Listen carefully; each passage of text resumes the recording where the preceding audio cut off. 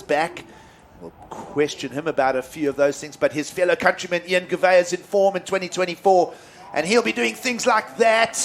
And yes, that is a make in our opinion. Yes, there it is. He emphasizes it again. Let's have a look at our men's top 10 rankings on the Challenger Series. We've mixed things up considerably here, just by virtue of the fact that a lot of the top surfers fell out. Gouveia with the win, and that's going to feel amazing for him. We mentioned some of the tribulations he's had, been away from tour. Right now, midway point, half-time, he's number 1 in the world. Well, just another result or two, and Ian Gouveia will be on the 2025 Championship Tour. Sam Pipo drops 1. Aleo Muniz just still in that top picture. George Pittar climbs a little. We spoke of the Australians. Mikey Madonna and Geordie Lawler with their wins in the Aussie legs. Still part of the top 10 picture, guys. Solid. Look at all those names. All been talking points. Right down to Ed Gragia. He's been strong. Hiroto Ahara in 9th. Nolan Raposa in 8th. It's going to be such a battle for that top 10 come the next couple of events. I feel like there's a lot of big names in the Challenger Series level that aren't there in these rankings as well, that would like to produce big performances, get a statement in over the US Open coming up soon. Then he's in the lead here. This is Pupo. So this was during the break. We didn't see this one. Wow, look at the amplitude on that. So the Brazilian Edward Gragia, 607. And it's going to be cut, copy, paste with a little bit extra now. A bit of extra fizz on that one. Judges having a good old think about that super stylish, tweaked out reverse blowtail out of the lip that he did first wave. Raposa loading up here for a big punt. Whoa. Whips it around and stomps it.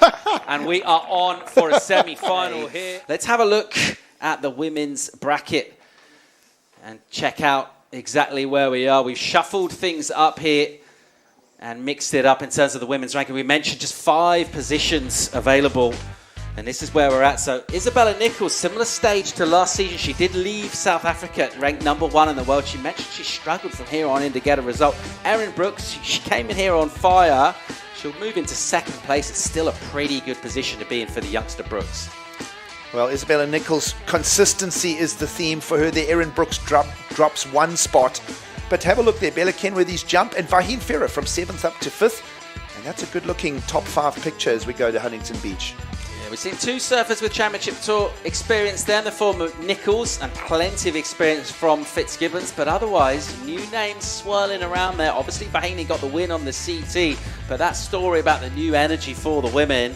And we're halfway through. Let's see where we go towards how many rookies we might get on tour for the Championship Tour in 2025, Greg. Yeah, it was gnarly. When you look at that top 10, a lot of the women surfers falling out earlier and the younger surfers coming into that top 10 like ants, moving in and taking those slots. And quite good to see the movement. And halfway through the season, it's going to be an interesting set for the back half of the Challenger Series. Snapper rocks. Isabella, she wants to get herself back on the CT to get a taste of that. And she had this wave during the break. Great hit to start things off. Oh, wow. Really nice slash there. And again, backs it up. So really racking up some beautiful turns here on this wave. Isabella. Take away the better scoring opportunities. And she sees one here. So doesn't want Nadia to get back into it. Loads up. Has some space. Goes to the reverse. Hanging on for the finish. Yes. She sticks it. Gets out in front of that white water. Wow. And this is what this young superstar can do. She doesn't necessarily need to take to the air to drop good numbers on you. Looks like a bit of a double up coming through. Sally having a look. Oh my word. Well done. Great takeoff. Driving from behind the section. Go Sally Fitzgibbons, you beauty. Thanks for coming as she brings that wave out in the open face. Sensational roundhouse cutback to wrap up that tube. And a sizzling high arcing turn there. She's going to get another double up here. This wave has plenty of energy in it, Rick. What way do you go? Oh boy. Get around it, Sal. There's plenty more offer on this wave. Beautiful snap in the lip as she comes through the little Marley section.